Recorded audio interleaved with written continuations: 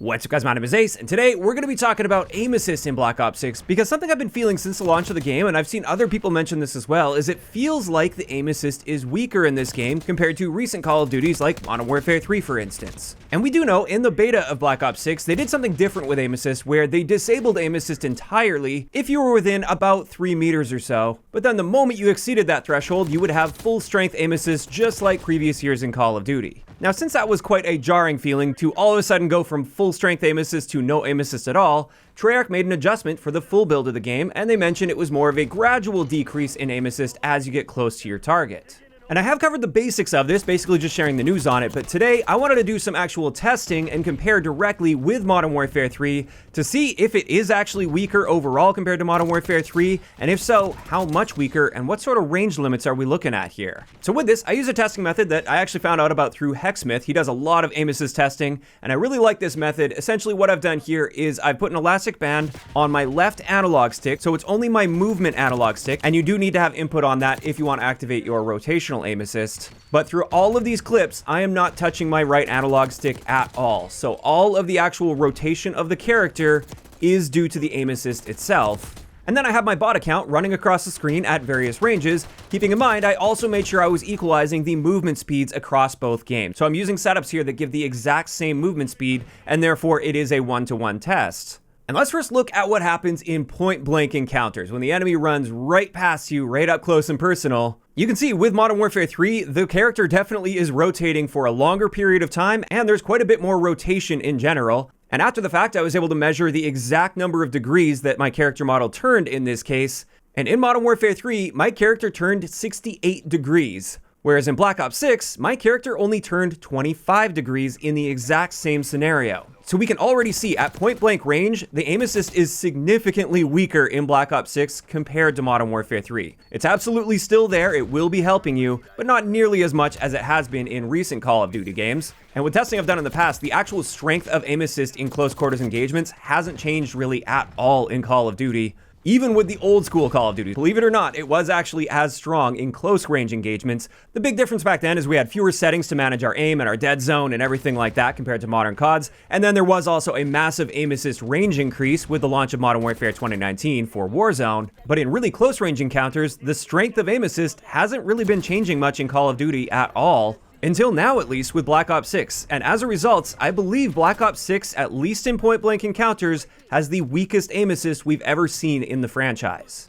But that's just looking at point-blank ranges. What about at 5 meters? Well, in this case, you can see there's less of a discrepancy. However, if you're looking at it frame by frame, you can see just slightly more rotation in Modern Warfare 3 compared to Black Ops 6. And as a result, this leads me to believe that 5 meters is right around that threshold of where Black Ops 6's aim assist is weaker. Because then at 10 meters, it's exactly the same between both of them. And it was the same thing beyond 10 meters whenever I tested it there. And I also did test this while aiming down sights, and I got the same results. It's noticeably weaker in close quarters engagements with Black Ops 6, but at a distance, it does appear to be the same aim assist we're used to in Call of Duty. So has aim assist been nerfed in Black Ops 6 compared to other Call of Duty games? The answer is yes, but only in very close quarters engagements, which to be fair, that's going to be a lot of your engagements in Call of Duty, especially this Call of Duty where people are sliding and diving all over the place and the maps are super small and cramped for the most part. So that will absolutely have an effect on your performance in a lot of your matches, or at least in a lot of your situations.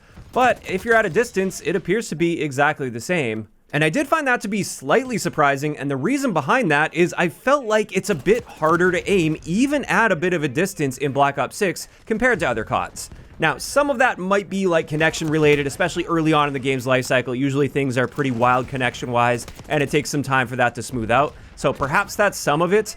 However, I believe another factor here to consider that may be affecting your aim as well. You might be thinking that it's a bit harder to aim in this game. This is how they handle sensitivity values. I decided to dive in and compare between Modern Warfare 3 and Black Ops 6 to see if the sensitivity values were equal in both games. And it turns out they aren't. So if you're using the same sensitivity value in both games, you're actually getting a different feel to your sensitivity. So what I did is I selected a variety of sensitivity values from 1 up till 20 in both games, and I just measured exactly how long it takes in milliseconds to perform a 360-degree turn once I've already started spinning. So we're not looking at the aim response curves. This is once you've already reached your maximum spin speed after the acceleration has taken place. And as you can see when you map this out, first off, interestingly, the 1 sensitivity in Black Ops 6 doesn't appear to actually be a 1 sensitivity. For some reason, 1 is actually equal to 5 when it comes to your sensitivity value in Black Ops 6, but probably just a little bug, so let's just take that one out of the equation since who's playing on a 1 sensitivity anyway? And now the chart looks a lot more clean. And what I was able to gather with my testing here is given the same sensitivity value, it's going to take you longer to make a 360-degree turn in Black Ops 6.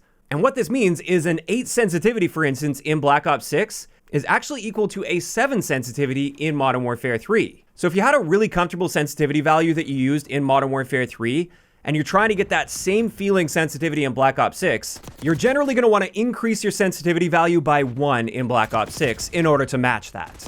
And I believe for many people, that's going to explain why it is just a little bit different, a little bit harder to aim in Black Ops 6 compared to Modern Warfare 3, for instance, or at least one of several factors. The other factor is, of course, that aim assist nerf in really close quarters engagements. And I believe another factor is simply the craziness of the movement speeds in this game.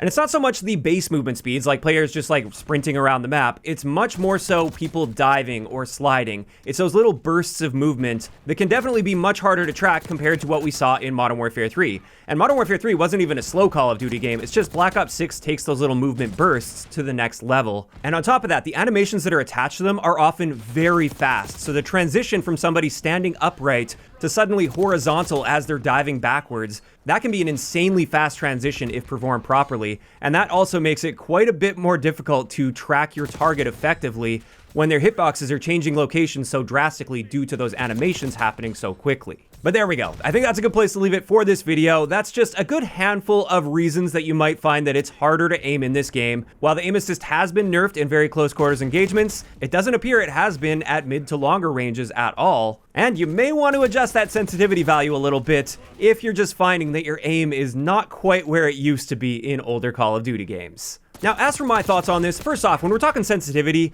I really think from this point on with Call of Duty, that should really be locked in and exactly the same from one game to the next. I don't think the developers should be messing with those settings at all between one game to the next.